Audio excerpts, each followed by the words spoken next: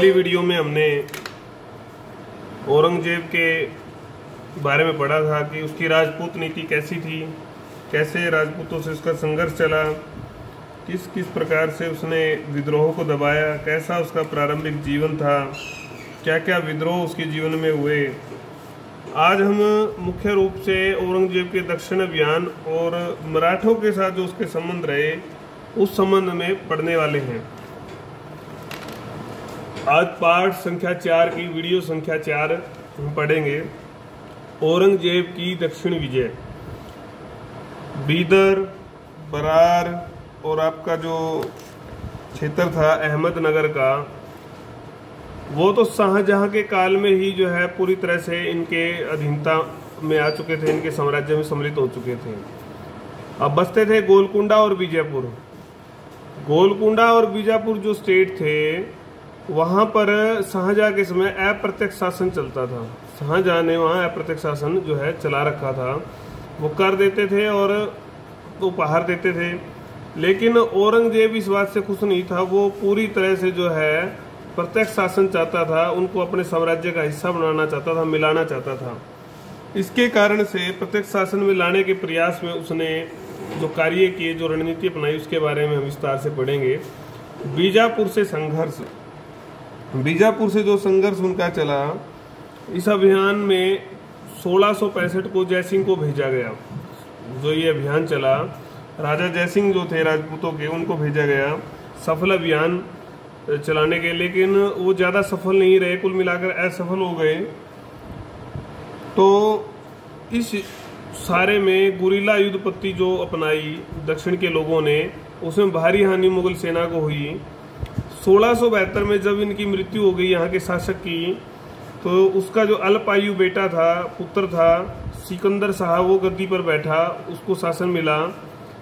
लेकिन उस समय तक जो उनका दरबार था वो षड्यंत्रों का, गुटबाजी का, गठबंधनों का जो है अड्डा जो है बन चुका था। इसमें जो ख्वाम खां का जो दल था, विशेष रूप से 4 साल 1672 से 76 तक वो हावी रहा, उसका ही जो है सिक्का चलता था। मुगलों को उसने आश्वासन दे दिया कि वो जो है जब आक्रमण करेंगे तो वो उनकी सहायता करेगा, लेकिन इसका परिणाम जो है उल्टा ही निकला। मुगलों ने जब आक्रमण किया तो पुनः उनको हार जो है उनकी हार हुई उनको। अब औरंगजेब ने हार के बाद गुस्सा होकर, क्रोधित होकर जो है नई रणनीति अपनाई। तो दिलेर खां जो विशेष जो है सेनापति थे अभियानों में, तो उसने प्रारंभिक उसको भेजा गया। प्रारंभिक रूप से उसको कुछ सफलताएं भी मिली। उसने लगभग 1/4 जो क्षेत्र था वो जीत लिया बीजापुर का, लेकिन ये जो जीत थी अस्थायी रही।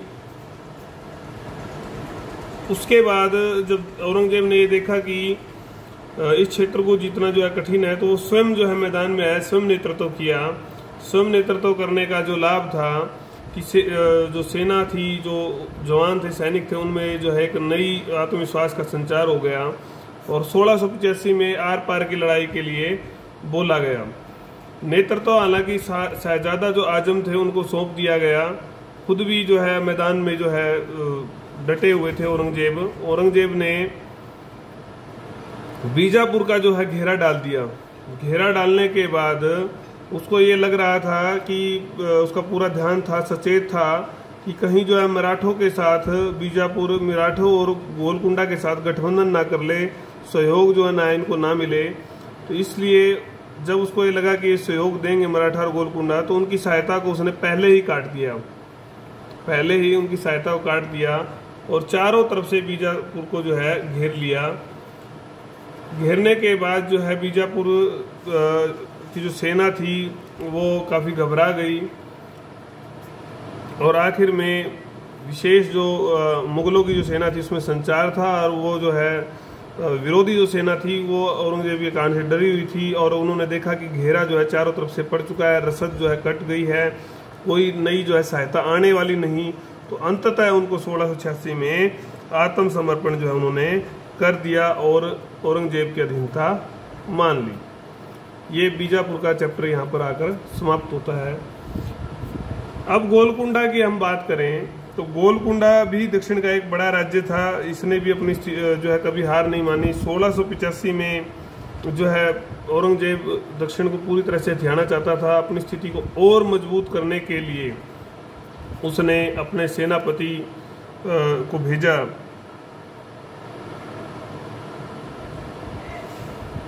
गोलकुंडा का जो सेनापति था वो मुगलों से जा मिला।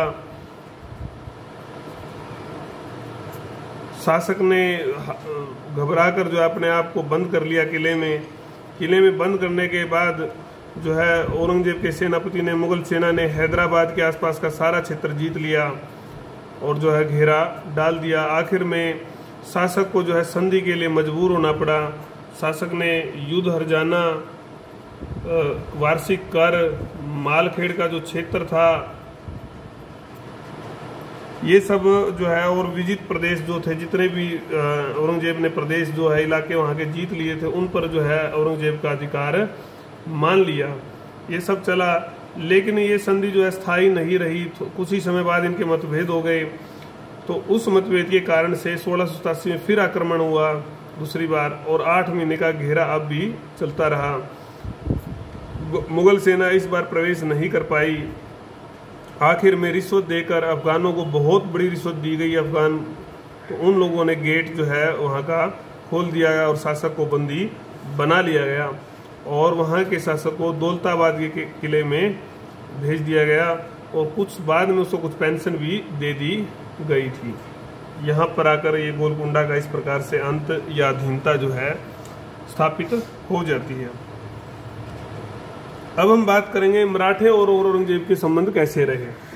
मराठों की अगर हम बात करें तो मराठे एक भारत की जो है नई शक्ति थी, उभरते भारत की नई शक्ति थी। इतिहास में इनकी जो है बहुत निर्णायक भूमिका है। आज ही हम मराठों के बारे में पढ़ते हैं। उनमें जो सबसे प्रमुख नाम था वो था शिवाजी का। शिवाजी जो है अपनी शक्ति को लगातार बढ़ाता जा रहा था और औरंगजेब जो है दक्षिण में विशेष साम्राज्य जो स्थापित करना चाह रहा था, सबसे बड़ा कांटा जो है शिवाजी उसका था। तो इस अभियान के लिए दक्षिण के जो सेनापति थे और जो औरंगजेब के मामा भी लगते थे, शाइस्ता खां, उनको जो है भेजा गया। शाइस्ता खां ने 1660 में मराठों के विरुद्ध जो है कार्य करना शुरू कर दिया। बीजापुर के साथ जो है गठबंधन था इनका, इनको अधीनता इनकी मानता था बीजापुर, तो उसको मिलाकर संयुक्त सेना ने जो है अभियान चलाया और पूना, चाकन और कल्याण का जो क्षेत्र था उस पर इन्होंने कब्जा अधिकार जो है कर लिया। लेकिन एक रात को जो है मुगल सेना जहां डेरा लगाई हुई थी, रात को जो है शिवाजी आक्रमण करते हैं और उस आक्रमण को जो है मुगल सेना झेल नहीं पाती और डर जाते हैं वो लोग। इस सारे में शाइस्ता खां जो है अपनी जान तो जिंदगी तो बचा पाता है, लेकिन उसका अंगूठा जो है काट कर शिवाजी ले जाते हैं और उसका पुत्र जो फतेह खां होता है वो भी इसमें मारा जाता है। तो ये बहुत बड़ी पराजय जो है इनकी थी। इसके बाद उसने जो है सूरत की एक बड़ी लूट की, काफ़ी धन उसमें पाया 1664 की। मुगलों के लिए ये असहनीय था, मुगलों के लिए ये अपमान का विषय था। इसके बाद औरंगजेब ने जो राजा जयसिंह जो बहुत बड़े बड़े अभियानों में नेतृत्व कर चुके थे, राजा जयसिंह को भेजा गया।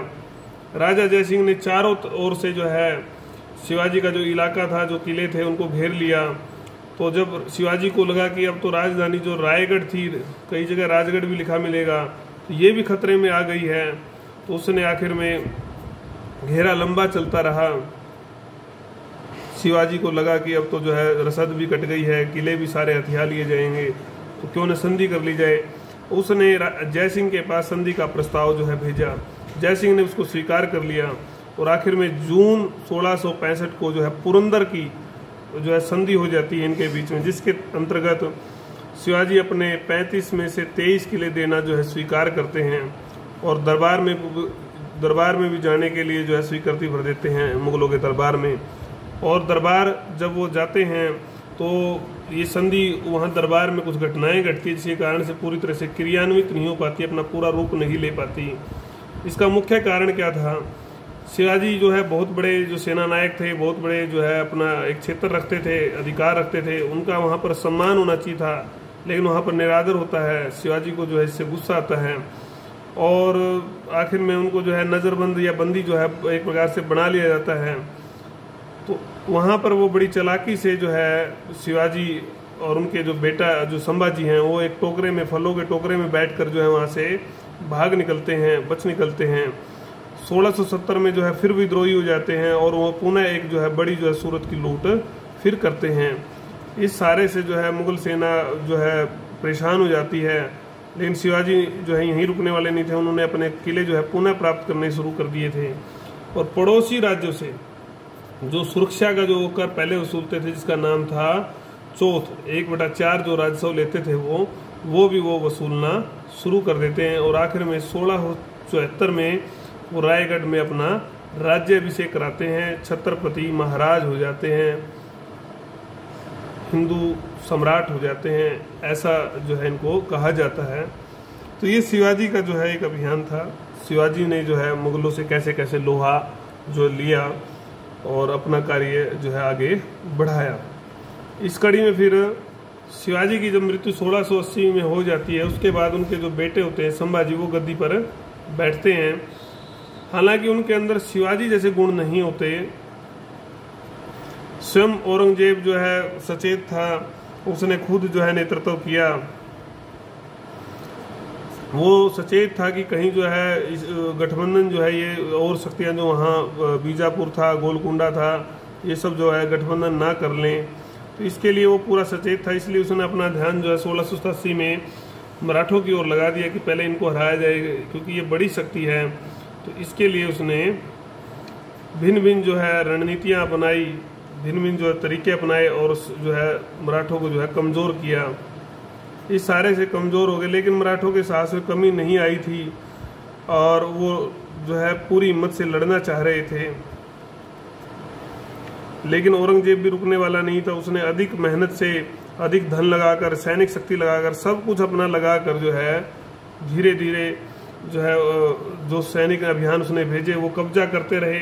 लेकिन दूसरा जो है क्या होता है कि हाथ से जो है जैसे ही कोई क्षेत्र कब्जा किया तो एक क्षेत्र कब्जा किया, दूसरा क्षेत्र हाथ से निकल जाता, वहाँ पर विद्रोह हो जाता, मराठा जो सैनिक है उसको कब्जा लेते। तो अब इसका जो तोड़ क्या निकाला औरंगजेब ने, संभाजी को ही निशाना बनाया। संभाजी को पकड़ लिया गया, उसका अपमान किया गया काफ़ी, और उसके जो है शरीर के जो है टुकड़े टुकड़े कर दिए गए।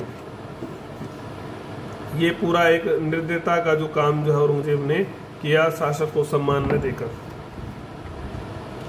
यही मराठे रुकने वाले नहीं थे, संभाजी चल बसे तो क्या हुआ, शिवाजी के जो एक अन्य पुत्र थे उसके नेतृत्व में जो है अभियान जो है चलता है। मराठे जो है अपना उत्साह खोते नहीं है, अभियान जारी रहता है। वो बहुत योग्य जो है साबित हुए जो राजा राम थे। जिंजी को उन्होंने अपनी गतिविधियों का केंद्र बनाया, वहाँ पर मराठों को जो है एक नई ऊर्जा इन्होंने भरी।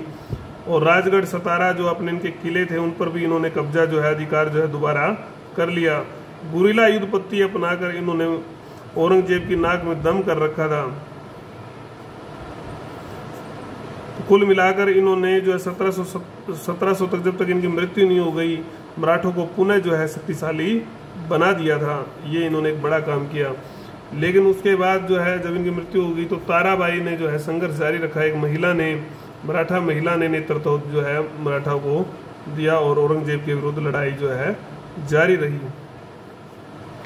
ये मराठों के साथ संबंध की हमने बात की। जो हम ये सब बातें अभी तक करते आए हैं युद्धों की, क्षेत्र कब्जाने की, इस सारे से जो एक हमारा मैप है वो भी हो जाता है औरंगजेब की मृत्यु के समय मुगल साम्राज्य। इसके बारे में हम अलग से वीडियो बनाएंगे, लेकिन आप इलाके देखोगे तो वो सारे इसमें आ जाएंगे, जितने भी प्रदेशों के नाम हमने पढ़े हैं।